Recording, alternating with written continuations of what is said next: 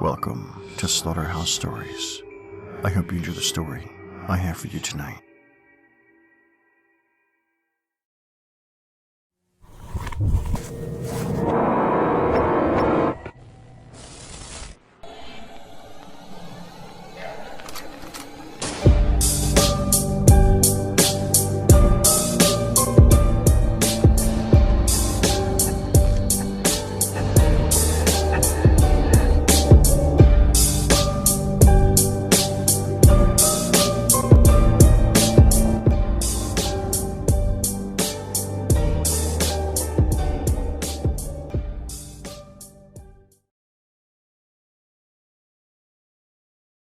Joke's on you.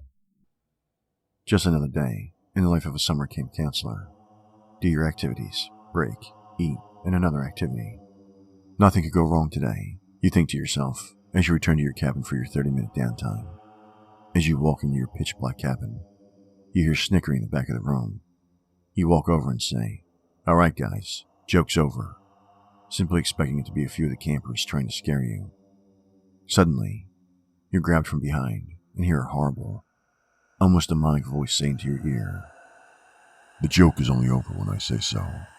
I'll be seeing you soon." As you feel the grip loosen, you spin on your heel to try to identify your attacker.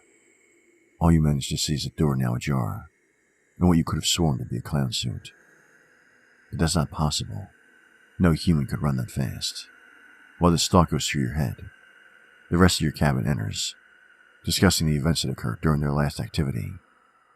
You are reluctant to tell them what you saw. You wait out the rest of your break. As you close the door, your eye catches something out the back window, and your fears are confirmed. Standing in the window is a man in a clown suit, with yellow and white stripes, holding up all 5 of his fingers. The next day, you are terrified of being alone. You always stayed with the group, thinking it would keep you safe. It did, until your 2 p.m. archery class. As you were demonstrating how to properly wield the bow, that's when you noticed him appear out of thin air. This time, holding up 4 fingers, and carrying with him a wickedly sharp sickle. You shot an arrow straight at his face. Then he just disappears. Just as he showed up, he was gone just as fast. "Whoa, man, what was that?" Your assistant counselor appears genuinely worried about you. You didn't see it? You stare at him dumbfounded. "I didn't see anything, man. You know you're not supposed to be shooting at the wildlife." He starts to ease up a little as you seem to be fine. "This thing was far from wildlife," you mutter to yourself as you walk away. In fact, it hardly seems human. 2 days since your first encounter with this hell clown, as you become accustomed to calling it. It haunts your dreams. It has burrowed its way into your mind. You see it around every corner. Each time he has some new unspeakable horror. Yesterday, after the incident at the archery range, you went to the cabin to get your glasses, and he was there, painted in a dark, flowing red substance. At last your fears begin to subside, as the sunlight washes into your skin and lightens up your mind. That's when you hear it, the rustling sound he seems to make whenever he appears. You turn slowly, praying to whatever God exists that it was just your imagination. Of course, you aren't that lucky. You have to search to see it, but eventually you find it, standing right behind one of your cabin members, sickle in hand. You remember that the camper's name is Stanley, an odd name for the current generation, but he was a good kid. Again, the clown was holding up 1 less finger than the day before, making the remaining amount of fingers 3. What the hell is he counting down to? You say in a low voice. Slowly, he raises the arm with the sickle on it, and accustoms himself to its grip. When you realize what he's doing, all your fears flee your mind. You rush him, shouting at Stanley to move. You'd be damned if you let this demon kill him. As Stanley jumped from where he was sitting, the hell clown disappeared, sickle falling to the ground. Then there was this cracking sound, which split the air like thunder, and the biggest branch you've ever seen falls from the tree, crushing the spot where Stanley had been sitting just moments before. "Whoa, too close. Thanks for saving my life," the skinny boy said. "Think nothing of it," you reply solemnly, but in your head, you couldn't help but think the clown was trying to hint at something. 2 days left. You faked being sick so you could put your thoughts together, and you also want to have a chat with this demon. You've noticed that he always comes when your fear is fading, to refresh the fact of his existence to your mind. Then he'd vanish the moment fear was gone. Any emotion replaces it, and he vanishes. Wait, could that be it? Does he feed off fear? That's why he appears when my fear fades. If it continues like this, I'm a near infinite source of fear. That has to be it. You hear the door slowly creak open. You get up from your bed and face the demon. I've been waiting for you, you say in the deadliest tone you could form.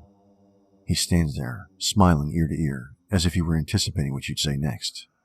You feed off my fear, don't you? At hearing this, he starts to laugh like a maniac and holds up 2 fingers, again blinking into existence.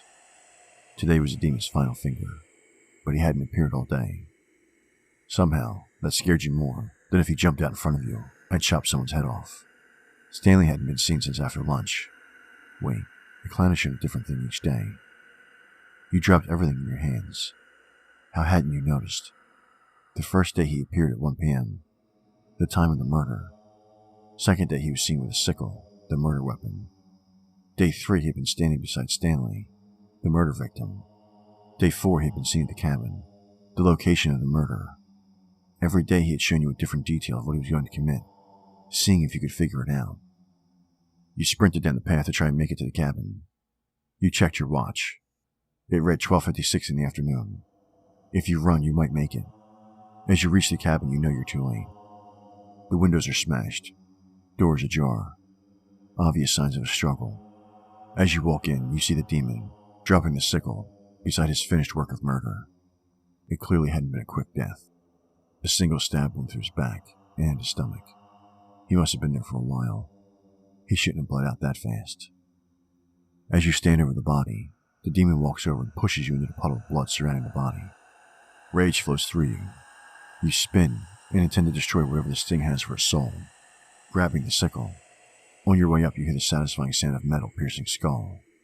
You open your eyes, and instead of seeing the hell clown, you see your assistant counselor.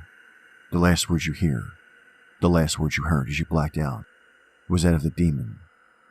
Joke's on you. That's it for tonight's story.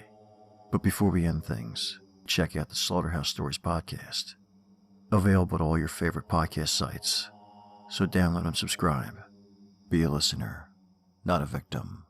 And as always, thank you for listening. If you enjoyed tonight's story, please like, share, and subscribe. And until next time, stay spooky.